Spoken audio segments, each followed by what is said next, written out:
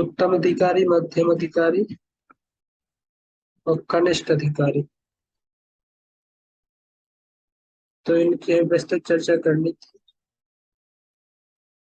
रूपा जी ने यहाँ पे बड़े सुंदर तरीके से समझाया है कि अलग अलग वो अधिकारी है, उनके लक्षण क्या है।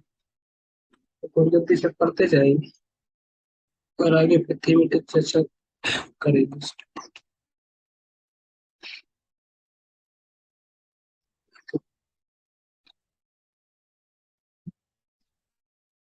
भगवत गीता भगवत गीता में कनिष्ठ भक्तों का और भी अधिक वर्गीकरण है। वह कथन है कि अर्थ अर्थार्थी, जिज्ञासु तथा ज्ञानी, ये चार प्रकार के मनुष्य भक्ति में प्रवृत्त होकर अपनी अपनी अभिष्ट सिद्धि के लिए श्री भगवान के उन्मुख होते हैं। कि किसी मंदिर में जाकर भगवान से कष्ट निवारण अर्थात सॉरी अर्थ प्राप्ति तथा अथवा जिज्ञासा प्रवृत्ति के लिए याचना करते हैं। श्री भगवान की महिमा को जानने वाला ज्ञानी भी कनिष्ठों में आता है। शुद्ध भक्तों का संग करने से मध्यम अथवा उत्तम भक्त बन सकते हैं।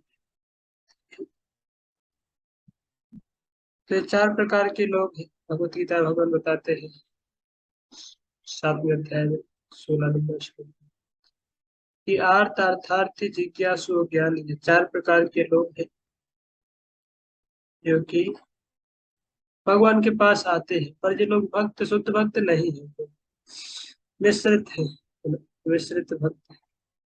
पर यदि ये लोग आकर के कम से कम भगवान की सेवा करना चालू करते हैं, भगवान के पास एटलीस्ट आते हैं, भगवान के संपर्क में आते हैं, तो धीरे धीरे शुद्ध हो जाते हैं। उनकी जो भौतिक कामनाएं हैं, भौतिक वासनाएं, उनसे मुक्त हो जाते हैं। उदाहरण दे रहे हैं यहाँ पे, ध्रुव महाराज को उदाहरण दिया है प्रभुपाद जी ने, कनिष्ठ थे। ध्रुव महाराज अपने प्रारंभिक अवस्था में कनिष्ठ थे, क्योंकि किस लिए गए थे वो? उनको इच्छा थी कि बहुत बड़ा राज्य चाहिए, पिताजी के राज्य से बड़ा राज्य चाहिए, भौतिक इच्छा थी। तो कनिष्ठ उदाहरण दिया गया उनका। और वो इसी को लेकर के भक्ति योग में प्रवृत्त हो गए। परंतु अंत में पूर्ण रूप से शुद्ध हो जाने पर उन्होंने श्री भगवान से कोई लौकिक वरदान मांगने से इनकार कर दिया। ऐसे ही गजेंद्र ने संकट में आत्मरक्षा के लिए श्री कृष्ण को पुकारा था। बाद में शुद्ध भक्त बन गया। सनक, सनंदन, सनातन और सनत चारों कुमार ज्ञानी संत पुरुष थे, पर वे भी भक्ति की ओर आकर्षित हो गए। ठीक यही नैमिषारण्य के शौनकादि ऋषियों के साथ में। वे बड़े जिज्ञासु थे, निरंतर शुद्ध गोस्वामी से श्री कृष्ण के विषय प्रश्न किया था। इस प्रकार शुद्ध भक्त का संग करने से या सत्संग करने से ये स्वयं भी शुद्ध भक्त हो गए। आत्मा के उत्थान का यही मार्ग है। कोई भी अवस्था में क्या क्यों ना हो, सौभाग्य से यदि शुद्ध भक्त का संग मिल जाए तो बड़ी शीघ्रता से के साथ मध्यम तथा उत्तम श्रेणी प्रारण हो जाता है।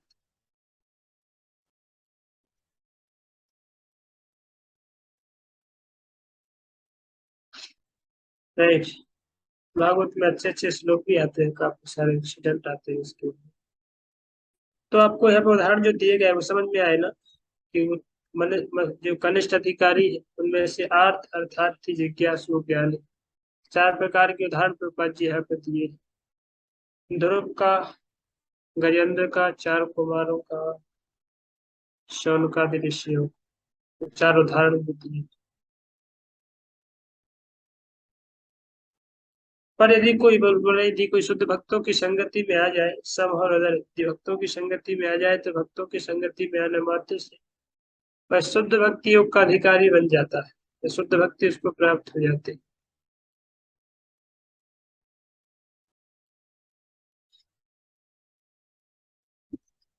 आगे प्रभुपाद जी लिख रहे हैं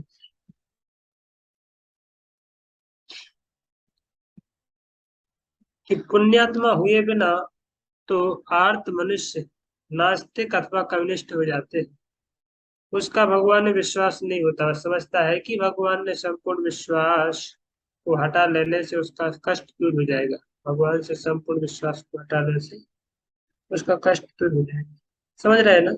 तो आर्त तो बहुत सारे लोग हैं संसार में, दुखी तो बहुत सारे लोग हैं, पर कितने दुखी लोग हैं जो भगवान के पास आते हैं? बात वो है। तो बहुत कम दुखी लोग हैं जो भगवान के पास आते हैं, बाकी तो कुछ है जो वहीं पर गाली देते रहते हैं भगवान को, घर पर बैठे बैठे। भगवान भगवान नहीं है ऐसा। इवन तो भगवान का नाम लेते हैं पर वो विपरीत विधि से, भगवान को अस्वीकार करके भगवान को नाम लेते हैं ऐसे। नास्तिक है, कहने कम्युनिस्ट है। तो वो लोग भगवान के पास नहीं आते, भले ही उनके जीवन में कितना दुख क्यों नहीं आ जाए, पर वो लोग नहीं आते क्योंकि उनको ज्ञान ही नहीं है। उनका क्यों ज्ञान नहीं है? और क्योंकि उनका कोई प्रीवियस पुण्य कर्म नहीं है, उनका कोई पिछला अकाउंट नहीं है, पुण्य आत्मा नहीं है, तो फिर नहीं आ पाते। तो भगवान के पास जो आते हैं केवल और केवल पुण्य आत्मा लोग ही आते हैं, जिनका कुछ पुण्य कर्म इकट्ठा है पिछले जन्म का, तो वो लोग आते हैं, बाद में भक्तों का संग करते हैं। मच्चित्ते समचित्ता प्रशांता विमन्नवा सुहृद साधु हुए। महान भक्तों का संग करके उनके साथ में रह करके उच्चिष्ट साधन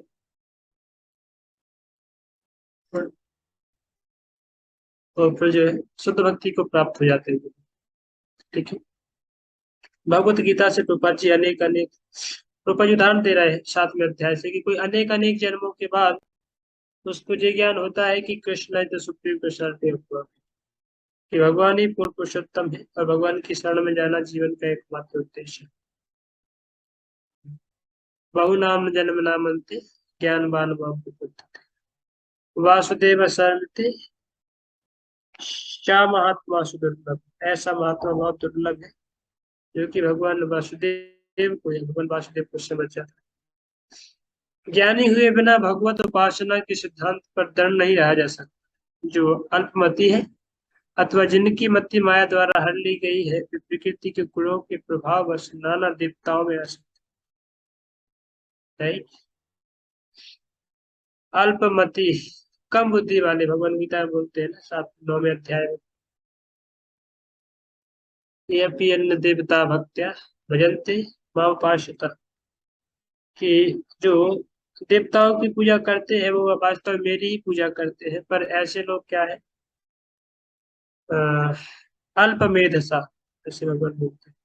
कम बुद्धि वाले लोग हैं, उनके पास बहुत अधिक बुद्धि नहीं है कि वो समझ पाए भगवान को, तो वो देवी देवताओं की पूजा में लगे रहते हैं और वहीं पे समय नष्ट। तो ऐसे देवताओं के उपासक को यहाँ पे कम बुद्धिमान बताया गया। तो प्रभुपा जी कहना है कि वास्तव भगवत भक्ति है तो कोई ऐसा नहीं बोल सकता है कि नहीं ज्ञान के बिना, तो ज्ञान तो होना, हर एक क्रिया में ज्ञान होना आवश्यक। ज्ञान मतलब सही गलत यहाँ पे, भगवत भक्ति विषय ज्ञान। अब कोई बोल सकता है ज्ञानी लोग ही केवल ज्ञान का अर्जन करते क्या, तो भक्त लोग ज्ञान का अर्जन नहीं करते क्या? भक्त लोग भी ज्ञान का अर्जन करते हैं, पर भक्तों का ज्ञान और ज्ञानियों के ज्ञान में बहुत अंतर है। ज्ञानियों का ज्ञान है वो निर्विशेष को लेकर के, निराकार को लेकर के, और अपनी मानसिक कल्पना के आधार पर वो लोग ज्ञान का संकलन करते हैं। पर भक्त है वो भगवान के और भक्ति विषयक ज्ञान को इकट्ठा करते हैं, भगवान के प्रति और अधिक शरणागत होते हैं। तो ये अंतर है भक्ति विषयक ज्ञान में और ज्ञानियों के ज्ञान में। तो भक्ति को ही सेंटिमेंटल नहीं हो जाए इसके लिए ज्ञान आवश्यक है, समझ पा रहे हैं? सहजिया लोगों का समस्या क्या है कि वो भक्ति करते हैं पर सेंटिमेंटल होकर के, शास्त्र अध्ययन नहीं करते प्रॉपरली, ज्ञान को नहीं समझते मैच्योरली, और उसके आधार पर फिर अपने ही मन से जो है भक्ति समझ लेते हैं, या अपने ही मन से जो है समझने का प्रयास करते हैं, तो वो क्या हो गया, फिर ज्ञान नहीं है वहां पे, तो फिर वो सहजियापन हो जाता है। दूसरी तरफ भक्ति यदि नहीं है, केवल ज्ञान है, तो वो निर्विशेषवादियों का शुष्क ज्ञान हो गया, सूखा ब्रह्म ज्ञान के जैसा, पर वो उसमें कोई भक्ति का वो नहीं है, तो फिर उसका कोई ज्यादा मूल्य नहीं।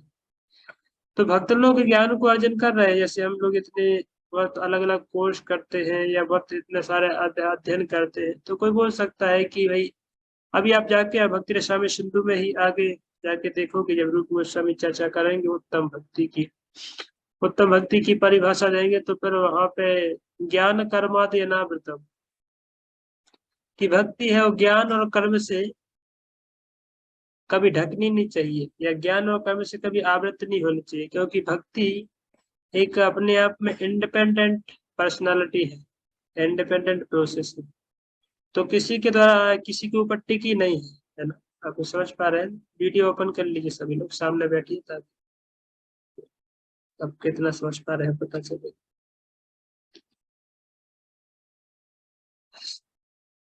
तो भक्ति किसी दूसरी प्रोसेस के ऊपर आधारित या दूसरी प्रोसेस के ऊपर वो डिपेंडेंट नहीं है, उसको उसके सहारे नहीं है, क्योंकि भक्ति देवी अपने आप में कंप्लीट है। और इसमें अभी आप देखोगे कई बार कि ऐसे कई बार भक्त होते हैं बहुत सिंपल होते हैं, या उनके पास उतना दिमाग नहीं है, या उनका मेमोरी इतना फास्ट नहीं है कि बहुत सारी वस्तुओं का संकलन कर पाए, या बहुत सारा याद कर पाए, या फिर बहुत सारे तर्क वितर्क को कर पाए। ऐसा उनके पास बहुत तीक्ष्ण बुद्धि नहीं होता है, पर उनको ये पूर्ण विश्वास है कि जो पथ या जो मार्ग हमने पकड़ा है भक्ति का, ये अपने आप में कंप्लीट है, और ये मुझे भगवत धाम ले जाने के लिए पर्याप्त भी है। तो फिर वहां पर उसको ज्ञान, ऐसा नहीं है बोल सकते उसको ज्ञान नहीं।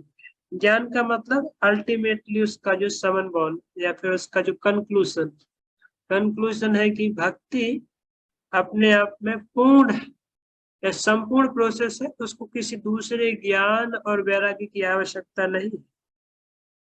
देखेंगे आगे। और भागवत में ऐसे कई जगह श्लोक आते हैं जहाँ पे बताया जाता है कि भक्ति रुद्पत्ते पुंसाम शोक मोह भयापा सन्मता सदयानित्यम स्वान नाम भाव सरोरहम। नहीं, वो अलग श्लोक है। और भी अन्य श्लोक आते हैं कि जहाँ पर भक्ति ज्ञान और कर्म से पूर्णतया मुक्त है, ज्ञान और कर्म के ऊपर आधारित नहीं है, ज्ञान और वैराग्य, ज्ञान और वैराग्य के ऊपर। पर फिर भी तो आप क्या बोल सकते हो, ज्ञान और वैराग्य की आवश्यकता ही नहीं है क्या? क्या बोलो, ज्ञान और वैराग्य की आवश्यकता नहीं है? फिर ज्ञान और वैराग्य की आवश्यकता है, पर भक्त लोग उसको अपने जीवन में उसको अलग से कल्टीवेट करने के लिए प्रयास नहीं करते। समझ पा रहे हैं ना? भक्तों के जीवन में भक्त लोग ऐसा नहीं कि ज्ञानी बनने के लक्ष्य से जाकर के स्कॉलर बनेंगे, शास्त्र का वेदांत सूत्र का अध्ययन करते हैं, या फिर बहुत कई साल जो है स्टडी करते हैं, उसके बाद ज्ञानी बन जाएंगे, फिर आकर के बोलेंगे चलो भक्ति करते हैं। या फिर नहीं, अभी भक्ति करना है तो क्योंकि पतन हो जाएगा, तो फिर वैराग्य को पहले उत्पन्न करने के लिए प्रयास करते हैं। तो खाना पीना बंद कर देंगे, या फिर सोना बंद कर देंगे, या संसार से दूर भाग जाएंगे, इस तरीके का वैराग्य। तो इस तरीके का वैराग्य हमारे आचार्य ने उसको मतलब बहुत उच्च स्तर का वैराग्य नहीं माना है। आगे जाकर के वैराग्य की परिभाषा रूप गोस्वामी बताएंगे। तो उसमें हम देखेंगे, सारे श्लोक आएंगे आगे कि वैराग्य मतलब अनासक्त विषयान यथारहम उपयुंजता निर्बंधे कृष्ण संबंधी युक्त वैराग्य उच्यते। युक्त वैराग्य पालन करते हैं, है ना। दो प्रकार का वैराग्य होता है, एक तो भुक्त वैराग्य, एक युक्त वैराग्य, है ना। एक तो ये भुक्त वैराग्य का मतलब क्या है? भुक्त मतलब जो ज्ञानी लोग होते हैं पहले भोग करने का प्रयास करते हैं, संसार को इतना भोगते हैं, इतना भोगते हैं, इतना पहले भोगते हैं कि उनको फिर फ्रस्ट्रेशन आने लगता है, तो फिर सब त्याग दो, सब मिथ्या है करके, है ना। तो उनको एक्सपीरियंस क्या हुआ? क्योंकि उसको जाकर के भोगने का प्रयास किया, तो फिर फ्रस्ट्रेशन हुआ, तो फिर सब त्याग करके संसार जगत ब्रह्म सत्य जगत मिथ्या, ऐसे संसार को मिथ्या कर करके छोड़ देते हैं। और दूसरी तरफ जो भगवत भक्त है, उनको जो भली भांति पता है कि हर एक वस्तु इस संसार में किसकी है? भगवान की है। तो वो अपने लिए उसका उपयोग नहीं करके भगवान की सेवा के लिए उपयोग करते हैं, तो युक्त कर देते हैं उसको भगवान से। तो उसको बोलते हैं युक्त वैराग्य। इसको युक्चते कहते हैं, वैराग्य असली वैराग्य कहते हैं। मैं इसके ऊपर यदि आपको चाहिए तो फिर कुछ रेफरेंस भी ढूंढता हूँ। अच्छे अच्छे काफी सारे रेफरेंस आचार्य ने दिए। एक मिनट।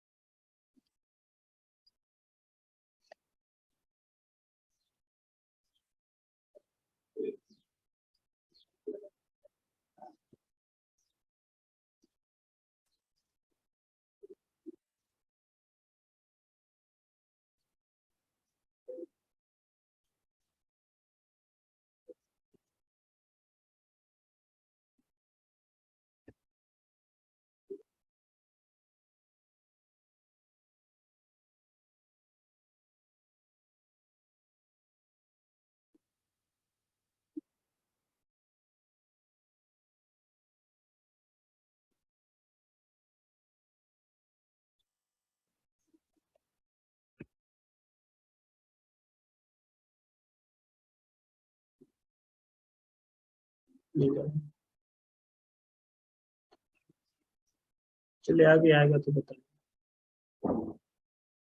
पूरा पीडीएफ था मेरे पास, इसमें काफी सारे रेफरेंस मिलते हैं श्लोक पढ़ने के। और बातें बताएंगे उसके, भागवत के बहुत सारे श्लोक उसमें ऐसे दिए गए कि भक्ति और वैराग्य और ज्ञान में क्या अंतर।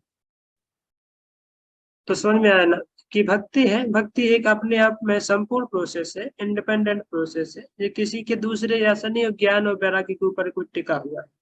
पर इसका मतलब ये भी नहीं है कि ज्ञान और वैराग्य के ऊपर नहीं टिका है तो भक्त को पूर्ण रूप से ज्ञान और वैराग्य की कोई नो केयर करने की आवश्यकता नहीं है। या फिर कई बार नहीं तो क्या होता है, भक्त लोग बोलते हैं नहीं आपको भक्ति ही करना है ना, तो वैराग्य नहीं दिखाओ, तो फिर वो इतना खाते हैं कि वैराग्य थोड़ी दिखाना है, हमारी भक्ति सर्वोत्तम है। तो वैराग्य नहीं दिखाते हैं तो क्या वो बहुत खा लेते हैं, फिर बहुत सो जाते हैं। तो हो सकता है एक प्रकार के वैराग्य से वो आ, मतलब नहीं बंधा, या एक प्रकार से वैराग्य से उसको अटैक नहीं हुआ, पर दूसरे प्रकार के भोग से उसको अटैक हो गया। समझ पा रहे हैं ना, अधिक खा लिया। तो भक्ति क्या है, भक्ति में कितना आवश्यक है, यथा अहम उपयुंजता, उतना ही उपयोग करना जितना की आवश्यक है कृष्ण भक्ति के लिए। उसके अलावा ना तो अधिक भोगना है ना ही अधिक त्यागना है। तो ये एक मिनिमल प्रोसेस में जानना चाहिए कि हमें आवश्यकता कितनी है, बस उतना लेना है। उसको फिर आगे जाकर के ईशोपनिषद में भी बताया। ईशोपनिषद का जो मूल मंत्र है, ईशावास्यवदम सर्वम यत्किंचम जगत्याम जगत तेन तेन तक तेन भुंजिता माँ गता कश्चित् धनम, कि संसार में सब कुछ वस्तु हमारी नहीं है, कृष्ण की है। सब कुछ भगवान का है, पर हमें केवल उसमें से उतना ही लेना है जितना कि हमारे काम का है, जितना कि हमें प्रोवाइड किया गया है, हमारा कोटा, उस कोटे को लेकर के छोड़ देना। तो इस प्रकार से ज्ञान और वैराग्य भक्त लोग कल्टीवेट करते हैं, पर उसके लिए अलग से प्रयास नहीं करते। और वो जो ज्ञान और वैराग्य है वो भक्ति करने से, भक्ति उद्धपते पुंसम नहीं तो अलग, तो भक्ति करने से ज्ञान और वैराग्य उनके हृदय में स्वतः प्रकट होता है। वो लोग उसके लिए अलग से एंडेवर नहीं। निष्कर्ष यह है किया जा सकता है कि देहात्म बुद्धि से छूटा पुरुष शुद्ध भक्तियों का अधिकारी है।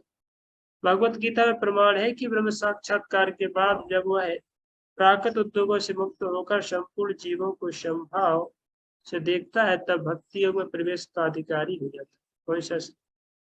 ब्रह्मभूत प्रसन्नात्मा न सोचती न कांक्षति समा सर्वेषु भूतेषु मद्भक्ति लभते पराम, मेरी भक्ति का अधिकारी बन जाता है जो सब जीवों को संभाव से। जैसा कि पूर्व कहा जा चुका है, सुख के तीन भेद हैं, विषय सुख, ब्रह्म सुख और भक्ति सुख। ठीक है, विषय सुख मतलब संसार का भोग का सुख, जो जीव सामान्यतः लोग गॉडली प्लेटफॉर्म पर लेने का आनंद लेने का प्रयास करते हैं, शारीरिक स्तर पर सुख ढूंढने का प्रयास करते हैं, विषय सुख। दूसरा ब्रह्म सुख, जो कि ब्रह्म में लीन, ब्रह्म में रमण कर रहे, अध्यात्म के बहुत उच्च स्तर पर पहुंच चुके हैं, ऐसे लोगों को भी ब्रह्म की अनुभूति होती है, उसको ब्रह्म सुख बोलते हैं। और तीसरा है भक्ति सुख, जो भक्तों के पास होता है, सर्वोत्तम।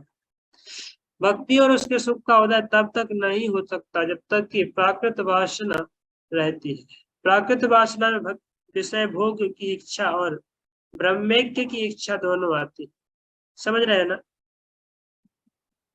प्राकृत भोग वासना क्या है?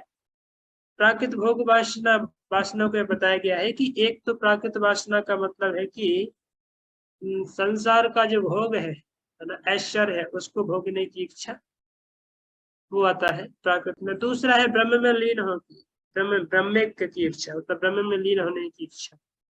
ये दोनों ही प्राकृत वासना है। जब तक कोई व्यक्ति इस प्राकृत वासना से ऊपर नहीं उठ जाएगा, इन दोनों प्रकार की वासनाओं से ऊपर नहीं उठ जाएगा, तब तक उसको शुद्ध भक्ति प्राप्त नहीं हो सकती।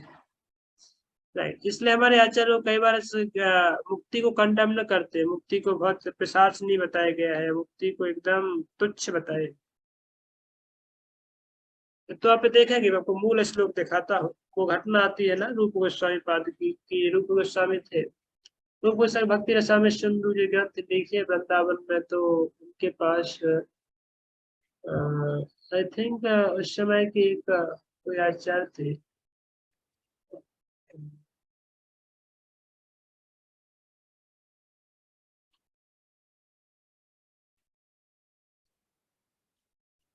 वल्लभाचार्य थे या तो कोई थे जो भागवत के अच्छे कमेंटेटर थे।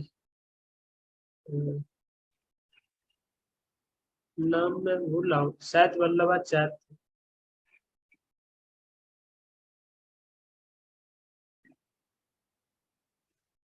तो वो रूप गोस्वामी के पास आते हैं, तो बस रूप गोस्वामी पाद की इस भक्ति रसामृत सिंधु को देखते हैं, उसको पढ़ते हैं और बहुत ही हाईली अप्रिशिएट करते हैं उसको। पर उनको एक शब्द जो उसमें समझ में नहीं आता है, तो उसको वो थोड़ा सा वो बोलते हैं अपने ग्रंथ तो बहुत अच्छा लिखा, पर इसमें त्रुटि है। क्या त्रुटि है? कि आपने यहाँ पे मुक्ति की चर्चा की है, तो इस मुक्ति को आपने एकदम पिशाचनी के रूप में क्यों लिख दिया? देखिए जी, वो श्लोक में आपको दिखा रहा। तत्र गीतादि सूक्तानाम चतुर्णाम अधिकारिणी, चतुर्णाम, तो चार प्रकार की अधिकारिणी है भक्ति। मध्य यस्मिन् भगवत कृपा स्यात् प्रीतस्य स्यात् प्रियस्य वा। तो मध्य यस्मिन् भगवत कृपा, भक्तों को भक्ति जो है भगवत कृपा से ही प्राप्त होती, भक्तों की कृपा से प्राप्त होती। मध्यम अधिकारी है ना। सा क्षीण तत्व भाव शुद्ध भक्ति अधिकारवान। तो इस प्रकार से यदि किसी व्यक्ति को शुद्ध भक्ति की कृपा हो जाए, शुद्ध, तो फिर वो शुद्ध भक्ति का अधिकारी बन जाता है, शुद्ध भगवत अधिकारवान। यथेव शौनकादिश्च ध्रुवः चतुस्सनः। तो यहाँ पर चारों के चारों उदाहरण दे दिए गए हैं कि आर्थ अर्थात जिज्ञासु और ज्ञानी, ये चार प्रकार के लोग हैं, ये चार प्रकार के अधिकारी हैं, जो जिनको भगवत कृपा प्राप्त होती है, क्योंकि उनको पुण्य कर्म है उनकी, वो पुण्य कर्म के आधार पर भगवान के पास आते हैं, भक्तों के पास आते हैं, तो उनको भगवत कृपा से भक्ति मिल जाती है। उदाहरण दिए गए हैं शौनकादि, ध्रुव, और हमने देखे थे गजेंद्र का, और नैमिषारण्य के ऋषियों का, तो शौनकादि ऋषियों का, और एक और किनका लिया हुआ था, चतुष्कुमारों का। ठीक है, चतुस्सना, चार कुमार, ध्रुव, शौनकादि और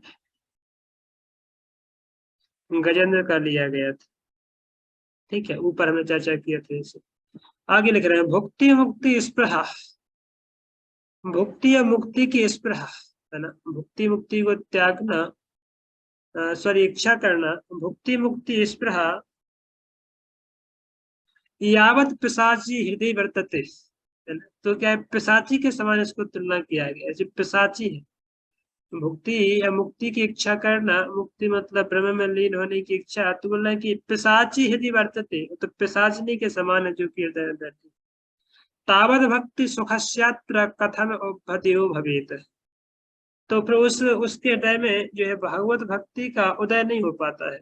या ये तावत भक्ति सुख क्यात्र, कहाँ से, कथम उद्भवो, कथम अभ्युदयो भवेत। तत्रापि च विशेषेण गति मंडी में निक्षतः भक्ति हृदय मन प्राणान प्रेमणा तात्कुर्ते जनान। तो जो पिशाची जो शब्द आया है इसको उन्होंने बहुत वो किया। तो फिर रूप गोस्वामी क्या है, जब उन्होंने वल्लभ भट्ट थे शायद, हाँ वल्लभ भट्ट थे, छोटा वल्लभाचार्य वल्लभ भट्ट।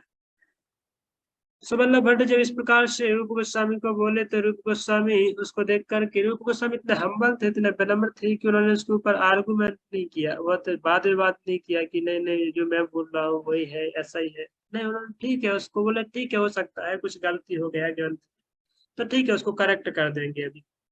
तो रूप गोस्वामी पाद उसको ऐसे लेकर के छोड़ दिए और वो जा करके अपना काम करने लगे। वल्लभ भट्ट वहां से जा रहे थे तो वल्लभ भट्ट थोड़ा सा खुशी सुखी थे, खुश थे करके कि मैं देखो उनके ग्रंथ को थोड़ा करेक्ट कर दिया, नहीं तो आगे जा करके फिर वो समाज में उत्पात मचाता ऐसे करके। तो वो थोड़ा सा उस मूड में जा रहे थे, पर जाते ही उनको थोड़ा सा जीव गोस्वामी से मुलाकात हो जाती है। तो जीव गोस्वामी को तो जानता ही है। तो जीव गोस्वामी तो उनको पूछे कहाँ से आए, तो क्या हुआ, तो मुलाकात हुई। तो वो बोले कि ऐसा ऐसा रूप गोस्वामी के पास गए थे, ऐसा भक्ति गोस्वामी सिंधु का उन्होंने कुछ वो दिखाया, तो उसमें कुछ करेक्शन के लिए उन्होंने पूछा, तो ऐसा एक करेक्शन था उसमें छोटा सा। तो उसके बाद तो जीव गोस्वामी आए तो उन्होंने भक्ति गोस्वामी सिंधु को उठाया, उनको बताया। तो फिर जीव गोस्वामी बोले यहाँ पे गलती नहीं है, वो बोले कि एक्चुअली ऐसा हो ही नहीं सकता कि रूप गोस्वामी गलती करेंगे, ग्रंथ को लेकर उनकी ग्रंथ में कोई त्रुटि हो सकती है, ऐसा हो ही नहीं सकता कदापि। तो उनके बीच में थोड़ा सा ऐसे डॉन्टिंग हो गया। तो जब वल्लभ भट्ट को लौटा के आया देखा तो फिर वो शब्द पिशाची शब्द वहां पे भी डाला है रूप गोस्वामी ने कि जो मुक्ति की इच्छा है, मुक्ति मुक्ति पिशाचनी, ये पिशाचनी के समान है जो कि साधक को पूरा खत्म कर डालती है। तो इस चीज को लेकर के वल्लभ भट्ट जो कि अपने आप को वो समझ रहे थे, तो जीव गोस्वामी ने बताया कि शब्द है यहाँ पर, शब्द गलत नहीं है, पर इसकी जो समझने की प्रवृत्ति है वो गलत है। तो रूप गोस्वामी ने जो समझा है शब्द को, जैसे उसे लिखा है, यदि आप उसको वैसे समझेंगे तो कोई गलत नहीं है। तो बताया कि जो पिशाचनी जो शब्द डाला गया है, पिशाच जो शब्द डाला गया है मुक्ति के लिए, वो वास्तव में मुक्ति को पिशाची नहीं बोला जा रहा है ना। ऐसा नहीं कि मुक्ति पिशाची है, मुक्ति तो आध्यात्मिक स्तर है, तो वो पिशाची नहीं है। पर मुक्ति की इच्छा जो है, तो ब्रह्म में लीन होने की इच्छा हो, भगवत से भगवान से एकत्व होने की इच्छा, उसमें लीन होकर के ब्रह्म या भगवान बन जाने की इच्छा, वो ऐसी इच्छा है ना, वो इच्छा एक्चुअली निकृष्ट है, इसलिए उस निकृष्ट इच्छा को पिशाची बोला गया है ना। तो मुक्ति itself not a pisachi, rather the desire of having liberation, merging into the impersonal Brahman or the body of the Supreme Personality of Godhead, that actually has been condemned as a pisachini। तो जब इस चीज को सुना वल्लभ भट्ट ने तो फिर वो समझ गए, बोला यार तो ऐसे हो गया। तो फिर वो जाकर के रूप गोस्वामी को बोले कि वास्तव में आपने कोई गलत नहीं किया है, अपने ग्रंथ में कोई गलत नहीं है, मेरा समझने का तरीका गलत हो गया था। तो फिर वो रूप गोस्वामी को जाके क्षमा मांगे कि मैंने गलती किया, जो आपके ग्रंथ में त्रुटि निकालने का प्रयास किया, है ना। तो वो कहने का मतलब जो है कि आचार्य लोगों ने जो हमें ग्रंथ दिए हैं वो अपने आप में परफेक्ट है, पर आचार्य लोग साथ साथ में इतने विनम्र थे कि उन्होंने कभी भी इस चीज के ऊपर वो नहीं किया, बहुत ज्यादा आर्गुमेंट या बहुत ज्यादा, वो एकदम विनम्र थे। तो विनम्रता के भाव में लिख दिया चूंकि, पर अपने आप को ज्ञानी नहीं समझते थे, पर अपने आप को भक्त नहीं मानते थे। ये रूप गोस्वामी, सनातन गोस्वामी पाद, ये लोग बहुत विनम्र व्यक्ति थे, है ना। तो यदि हम उस मूड में जाते हैं तो फिर हम लोग पकड़े जाते हैं। यदि हम लोग क्या कनिष्ठ अधिकारी है ना, तो कनिष्ठ अधिकारी होने के कारण थोड़ा बहुत ज्ञान हो जाता है, तो मछली छोटे मछ पानी की मछली होती है ना, वो तप्पड़ तप्पड़ करती है तो पानी को उलीचती है, उसको लगता है हम कितना अच्छा तैरना जानते हैं, पर वास्तव में ऐसा नहीं है। तो आचार्यों की हम डेप्थनेस को समझते हैं, आचार्यों की दिव्य मूड को समझते हैं कि वो कितने ब्रिलियंट पर्सनालिटी थे, कि वो शास्त्रों को, ग्रंथों की रचना किए, है ना, और परफेक्ट रचना की, उसमें यदि उनके बीच में आकर कोई त्रुटि निकालने का प्रयास किया तो फिर वो लोग कभी उसमें बहुत ज्यादा ऑब्जेक्शन नहीं किए, उसको स्वीकार कर लिए। पर चूंकि समय के फेर के साथ ही असत्य तो सत्य है, प्रकाश तो प्रकाश है, तो उसको कोई प्रकाश को ऐसा नहीं कि अंधकार जाके दबा देगा, ऐसा भी हुआ। तो वो घटना जो दूसरी घटना आती है रूप गोस्वामी के जीवन में, जब वो प्रकाशानंद सरस्वती आता है ना, तो वो याद है आपको? प्रकाशानंद सरस्वती होता है, केशव भारती। केशव भारती तो अलग है, फिर प्रकाशानंद सरस्वती। एक केशव भारती होता है ना, वो प्रकांड विद्वान होता है, ये पूरी दुनिया में घूमता है और सबसे जाकर के वो साइन करा लेता है कि I am the only higher no learned person, मैं केवल विद्वान हूँ करके। तो फिर सारे के सारे जो बड़े बड़े विद्वान लोग थे, बड़े बड़े तत्वविद, वो तो सब लोग साइन कर देते हैं उनकी संधि के ऊपर कि नहीं। उनके साथ क्योंकि वो डिबेट करता है सबके साथ, और वो डिबेट में सबको हरा देता है।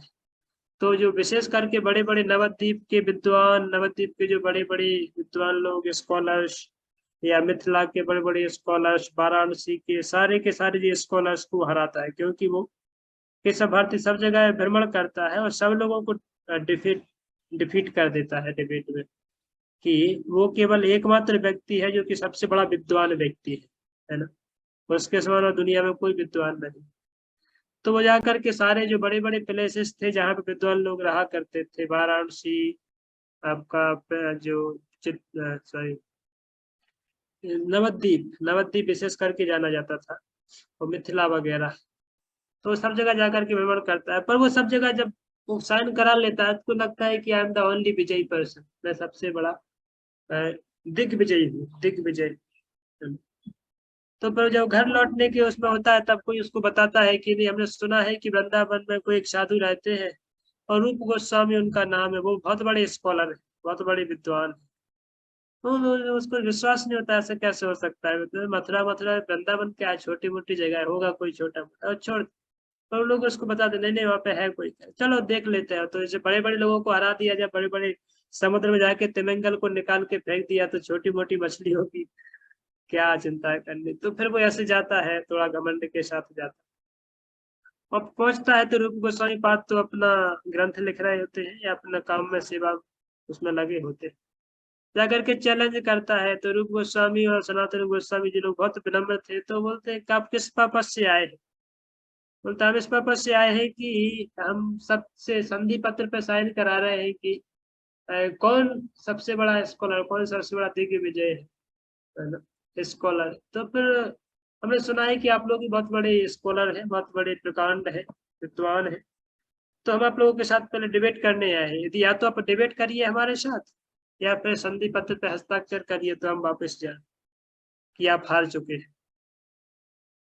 तो सनातन गोस्वामी बोले, कौन इसके साथ झमेला पाले, समय नष्ट करे, हम आए हैं वृंदावन में चेतन महाप्रभु के मूवमेंट को एस्टेब्लिश करने के लिए, और वो समय इतना नष्ट होगा, 2 4 से 10 दिन इसके साथ जाएंगे, कौन इतना समय बिगाड़ने का। तो उन्होंने साइन कर दिए संधि पत्र के ऊपर, रूप गोस्वामी ने भी साइन कर दिए।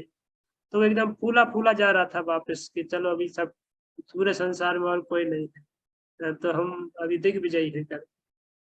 पर रास्ते में ही पता नहीं वो जा रहा था, तो जीव गोस्वामी टकरा जाते हैं उसको। जीव गोस्वामी एक यूनिक पर्सनालिटी, तो जीव गोस्वामी हमारा संप्रदाय, तो बड़े बड़े आचार्य लोग जहाँ पर जाकर के कोई बोले, तो जीव गोस्वामी जाकर के वो करते। तो ये तो क्योंकि बड़ी मंडली के साथ था, टंडली मंडली, दुनिया भर के हजारों लाखों उसके फॉलोवर थे, तो जा रहा था फूला फूला वापस, तो टकरा जाता है। तो फिर वो पूछ उनको, जीव गोस्वामी को पता चलता है कि ये रूप गोस्वामी के पास गया था, उसने संधि पत्र पे ऐसे ऐसे हस्ताक्षर करा दिए। तो बोले कि अ, तो किसी ने बताया कि ये भी है ना, जो ये भी काफी बड़ा वो है, स्कॉलर है, जीव गोस्वामी काफी बड़ा स्कॉलर है करके। तो जीव गोस्वामी उसको टोक देते हैं बीच में,